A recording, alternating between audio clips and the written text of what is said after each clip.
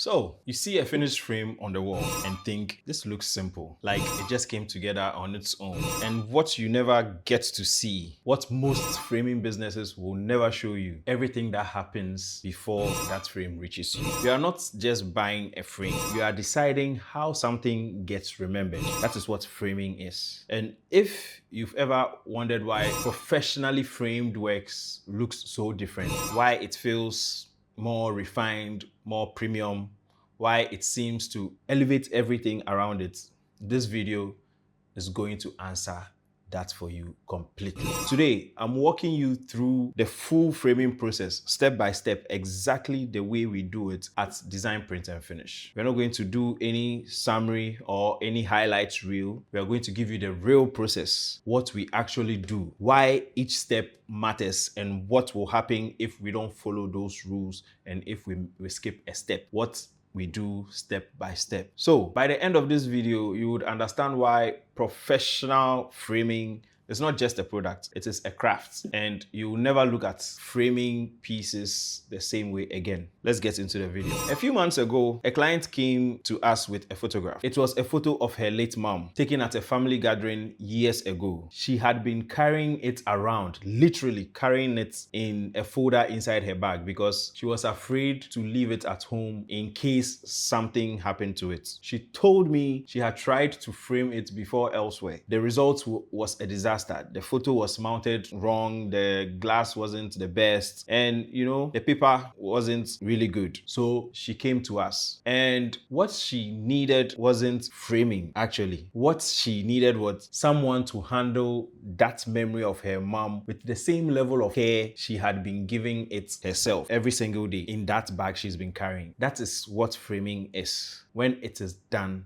properly. It's not about putting something in a box and sealing it. It's about understanding that what you are working with matters. That behind every piece that comes through the door, there's a story behind it, and your job is to protect it. So let me show you exactly how we do that. Now, step one, cutting the frame molding. What we do. The process starts with the molding, what most people call the frame. This is the foundation of everything, and this is also where a lot of cheap framing falls apart, because every piece of molding has to be measured precisely and cut exactly at 45 degrees. And it has 4 angles, so everything has to be joined perfectly. If there's an angle which is slightly off, everything will look off. There will be gaps in the picture or the frame, and the whole frame will look off. Even if the molding itself is beautiful, it will still not work. So normally, this is where a lot of people underestimate the profession, because we make sure there's no room for any mistakes. So in framing, we are not cutting wood to make a shelf. Framing is very, very technical, and every little mistake you make will show. It is not maybe, it will show. A 1 millimeter mistake will show. This is why this step takes time. That is why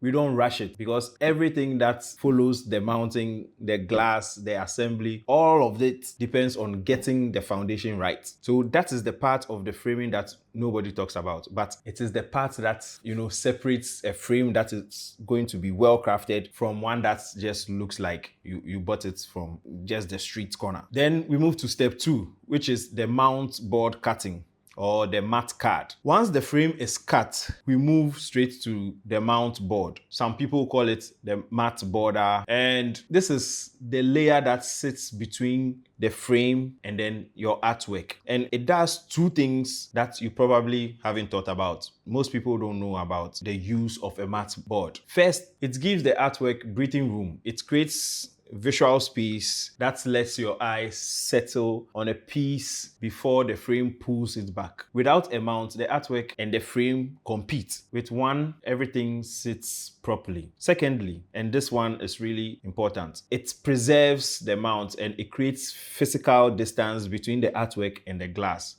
Glass produces condensation, and condensation means moisture. So moisture touching picture and all that water and stuff, it destroys the picture with time. So if this is not put in your picture, your prints will get destroyed within a matter of years. Now, the opening where your artwork shows through must be balanced and aligned on all sides. Even a millimeter on this will show that you are not a professional. You might not be able to name what it is, but you will see the work and know that this work is off. A well-cut mount is invisible and you will not see anything wrong with it. But once it's done wrong, you see that your work doesn't balance. You see that something is wrong with this work. Point 3, glass cleaning. Then comes the steps that a lot of people will never think about, which is the glass cleaning step. And I know what you are thinking. How hard can it be? I mean, how difficult is this? Why do we have to mention this step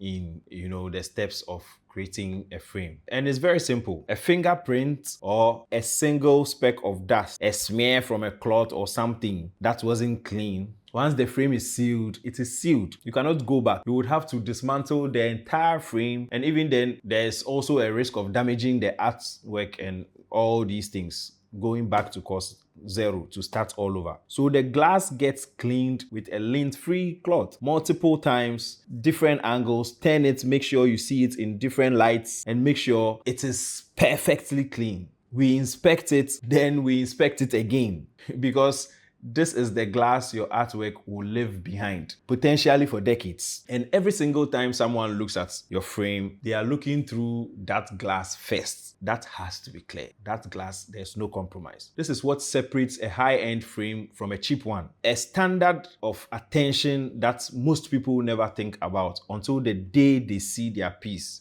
sealed behind a dusty glass, and then they realize something is wrong. So glass cleaning is very important.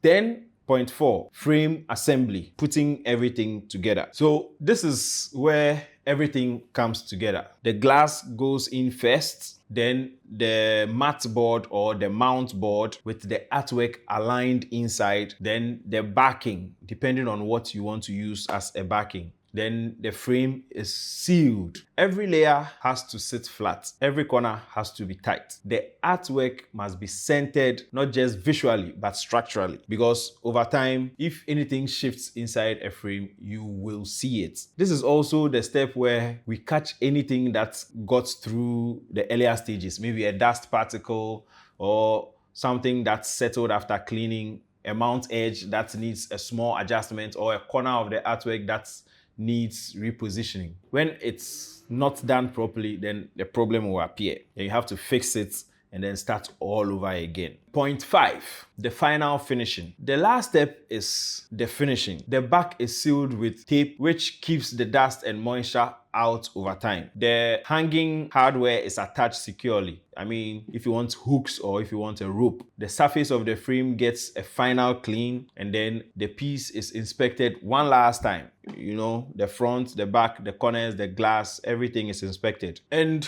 what started as a raw frame and a sheet of glass or a piece of mount board and a piece of artwork has become something finished, something that carries, the care of everyone who worked on it. Here is what I want you to understand. And this is the part I think gets missed most often when people think about framing. A frame doesn't add value to a piece. It reveals the value that was already there. When it's done properly, when the proportions are right, the mount is clean, the glass is clear, everything, the corners are tight, everyone else can see what you saw in it. The thing that made you hold on to it, the reason it mattered. A photograph sitting in a drawer for years, moved from house to house, carried in someone's bag because they were afraid to leave it behind. When you frame it properly, it finally gets to be what it always was. It's an important piece. And this one other thing, framing is a decision about the future. The people who invest in professional framing are not just thinking about how something looks today. They are thinking 10 years ahead, 20 years ahead. They are thinking about who will inherit those pieces. What conditions will those memories be in? Cutting corners on framing is a short-term decision. Doing it properly is a long-term decision. And the clients who really understand what we do, they are not buying a frame. They are buying permanence. They want to buy something that matters. and is going to be protected long after today. Now, picture walking into a room where that piece is finally on the wall. The photograph, the artwork, the jersey, whatever it is you have been putting off. Just imagine it up there, mounted nicely behind clear glass and then hung on a wall. And people notice these things. It's not because it's flashy and all those things, but looks like this thing belongs here. It looks like this is placed by someone who understood what it meant. That is what proper framing does. When every step of the process has been done right, that is what we build here at Design, Print and Finish. If you are someone who takes care of things that matter, someone who understands that some things deserve to be preserved properly, then please subscribe to this channel. Every week, I share exactly how we work, what we create, and why we create the way we create. And I want to hear from you.